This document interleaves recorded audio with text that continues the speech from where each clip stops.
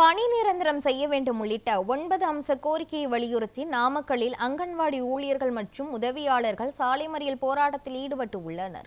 இதுகுறித்த கூடுதல் விவரங்களை வழங்குவதற்காக நமது செய்தியாளர் ராஜு இணைப்பில் உள்ளார்.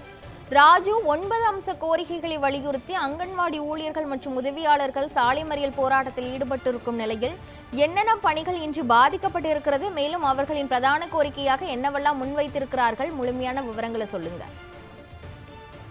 வணக்கம் கிருஷ்ணவேணி. நாமக்கல் பூங்கா சாலையில் இன்று தமிழ்நாடு அங்கன்வாடி ஊழியர்கள் மற்றும் உதவியாளர்கள் தங்களது கோரிக்கைகளை வலியுறுத்தி போராட்டத்தில் ஈடுபட்டனர். அப்போது அங்கன்வாடி ஊழியர் மற்றும் உதவியாளர்களுக்கு பணி நிரந்தரம் செய்ய வேண்டும், அங்கன்வாடி ஊழியர்களுக்கு மற்றும் உதவியாளர்களுக்கு பணி ஓய்வு பெறும்போது பணிக்கொடையாக 10 லட்சமும் உதவியாளர்களுக்கு 5 லட்சமும் வழங்க வேண்டும், அங்கன்வாடி ஊழியர் மற்றும் உதவியாளர் குடும்பங்களுக்கு ஓய்வூதியமாக 9,000 ரூபாய் வழங்க வேண்டும், தங்களுக்கு மே மாத விடுமுறை வழங்க வேண்டும்.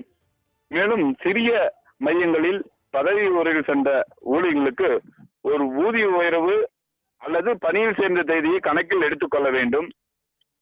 மேலும் குழந்தைகளின் பாதுகாப்பை முன் பருவ கல்வியின் முக்கியத்துவத்தை கருத்தில் கொண்டு காலி பணியிடங்களை நிரப்ப வேண்டும். இப்படி 9 அம்ச கோரிக்கைகளை வலியுறுத்தி இன்று அங்கன்வாடி ஊழியர்கள் மற்றும் உதவியாளர்கள் நாமக்கல்லில் போராட்டத்தில் ஈடுபட்டு மறியலில் ஈடுபட முன்னின்றனர். இதனால் அந்த பகுதியில் சிறிது நேரம் பரபரப்பு ஏற்பட்டது. இதனை அடுத்து மறியலில் ஈடுபட்ட முயன்றவர்களை நாமக்கல்லில் உள்ள போலீசார், ஏஎஸ்பி மற்றும் டிஎஸ்பி, ஏடிஎஸ்பி மற்றும் போலீசார் தடுத்து அவர்களை கைது செய்தனர்.